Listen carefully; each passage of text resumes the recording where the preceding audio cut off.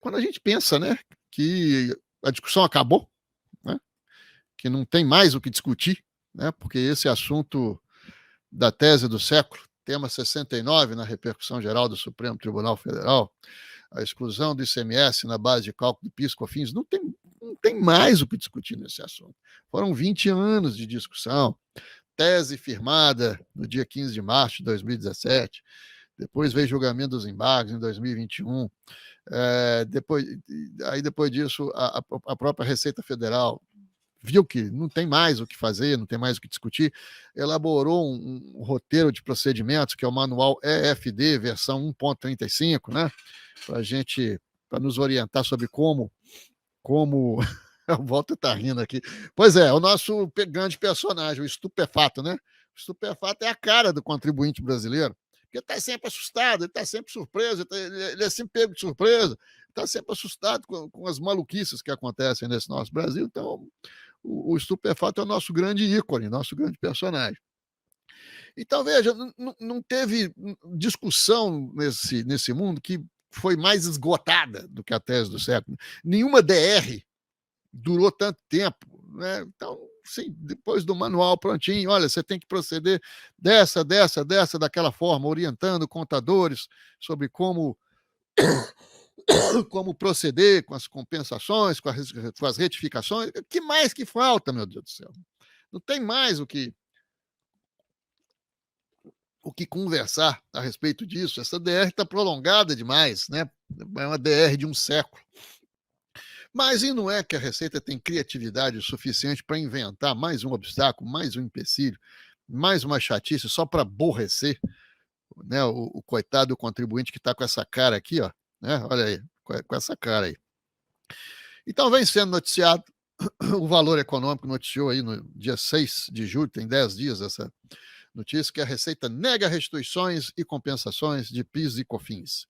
Né? A Receita entende que só quem tirou o dinheiro do caixa tem direito de receber o que pagou a mais com a exclusão do ICMS. Então vamos explicar aí o que tem acontecido, né? Qual que é a invenção, né? A grande criatividade, a invenção da Receita dessa vez.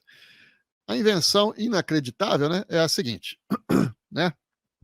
Quando a gente pensa que a Receita entendeu o tema, inventa mais uma. Quando os contribuintes venceram, a Receita entendeu que deveria ser o ICMS recolhido, né? Tá faltando uma letra aqui no slide, que deveria ser o ICMS recolhido, né? A antiga COSIT 13. Né? Então, elaborou uma COSIT 13 que dizia isso, né? Não, o que vale é o ICMS recolhido e tal, mas depois essa COSIT caiu, né? Porque a própria PGFN, que é o nosso adversário, disse não, elaborou um parecer bem na conformidade da decisão do Supremo Tribunal. Não tem nada disso, né? A decisão é muito clara a respeito de ICMS destacado, isso está claro lá nos embargos de declaração, né? É o ICMS destacado das notas fiscais.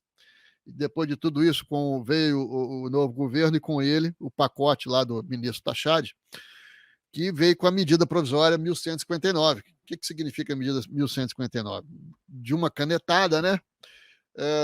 Contrariar todo o critério de cálculo que foi definido pelo Supremo Tribunal Federal. Não vai ser o ICMS destacado, né?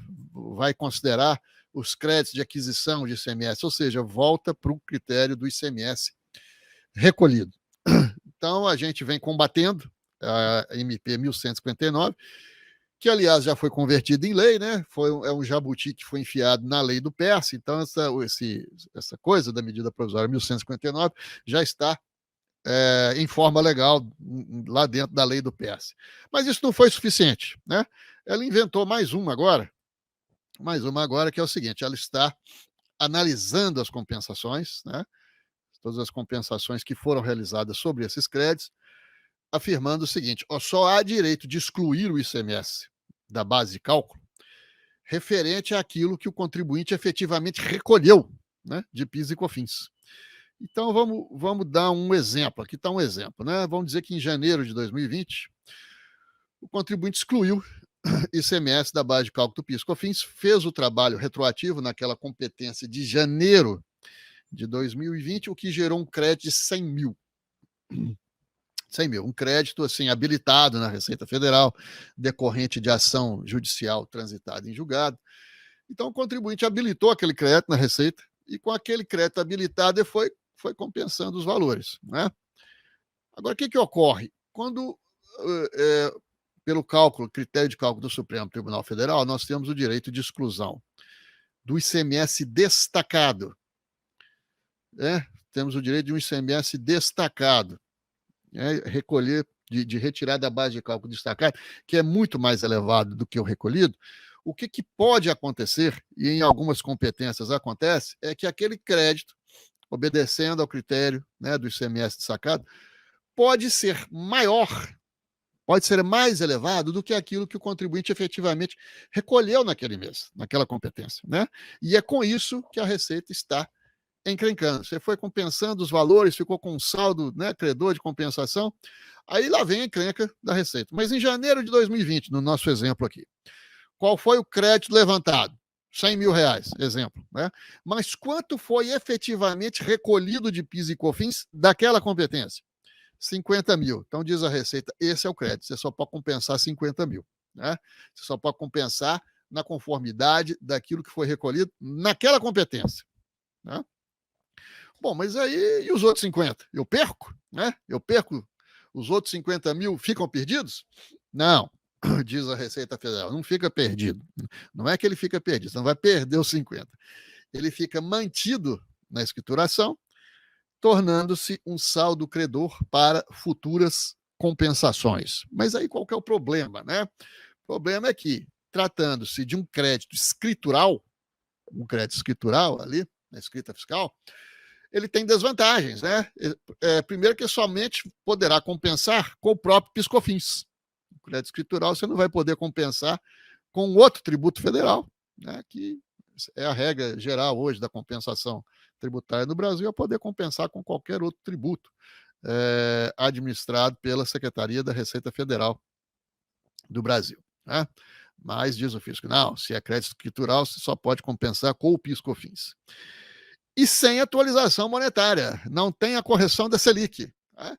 Então, isso é uma encrenca, porque é um artifício que a Receita está usando para reduzir ou restringir, né, o direito de crédito. Quem é que será atingido por essa invenção, por esse novo obstáculo que está sendo criado pela Receita Federal?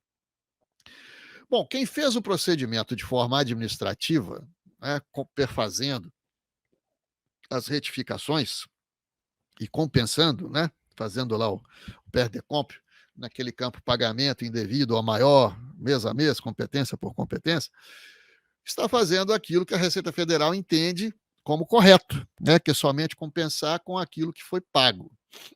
O problema são as ações. Né? Quem será atingido por essa invenção? O grande problema são as ações judiciais. Né? O contribuinte habilita o crédito integral acumulado, aquele crédito está ali acumulado, e vai compensando. Né? Vai compensando. Então, a Receita diz que vai voltar em cada compensação, competência por competência, e verificar se aquele valor foi efetivamente recolhido naquela competência.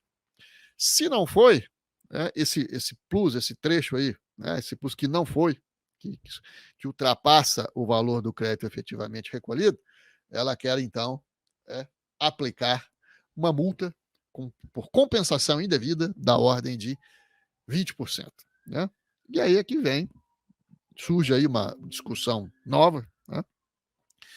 Uma discussão nova por dois aspectos. Ora, qual é o direito do contribuinte? Porque o contribuinte tem direito de compensar tudo que ele levantou. Levantou 100 mil naquele mês lá de janeiro de 2020, tem direito de compensar os 100 mil. Não importa o quanto que ele recolheu. Recolheu, então não teve como efetivar o encontro de contas naquela competência, o saldo vai sendo, tem que ser compensado para as competências seguintes. E se sobrou saldo credor, o contribuinte tem o direito à restituição, que faça então um PER, né, um pedido de restituição, para receber de volta essa diferença que não conseguiu chegar ao encontro de contas, né, e de forma atualizada, porque a atualização monetária, o que ela é, meu Deus do céu? Nada mais é do que a correção do dinheiro, do valor, não é nenhum acréscimo. né? Então, se a Receita quer reter o crédito lá na escrituração sem correção monetária, isso, a meu ver, os colegas, né, haverão de concordar, significa um enriquecimento ilícito da administração pública. Esse é um aspecto. O outro é que essa invenção nunca foi levada ao conhecimento do contribuinte. Toda vez que o tribunal firma uma tese, né, o tribunal firma uma tese, o tribunal não vai elaborar uma cartilha contábil. Né? Isso não é função de um tribunal. Quem elabora essa cartilha, o roteiro procedimental para orientar os contadores, para orientar a contabilidade da empresa, para orientar, né, quem está fazendo a compensação, é a própria Receita. E ela fez isso. Ela fez isso no manual EFD, né, contribuições em nova versão 1.35, logo após a definição, né, de toda essa encrenca. Né? Então, assim, isso significa, essa invenção significa pegar o contribuinte de surpresa, e aí vem um dos princípios constitucionais do direito tributário, né, que é o princípio da não surpresa, aplicável cada vez que o contribuinte tem, digamos assim, uma majoração, um ônus tributário, né? Cada vez que a sua situação tributária piora ou fica agravada, o que é o caso. O que é o caso, porque a redução, a restrição ao direito de crédito agrava a situação tributária do contribuinte de tal modo que ele não pode ser pego de surpresa, né? Esse critério já deveria ter sido esclarecido lá atrás, lá em 2021, com o manual, né? O manual prático EFD Contribuições 1.35. Então a gente percebe aí essa insistência, essa má vontade, né, a Receita Federal, a insistente, ela quer porque quer inventar todo tipo de coisa, né, para restringir o crédito, mais do que discutido, né, mais do que pacificado ao que o contribuinte tem direito. Mas essa encrenca pode, então, gerar novas discussões, inclusive judiciais. Né?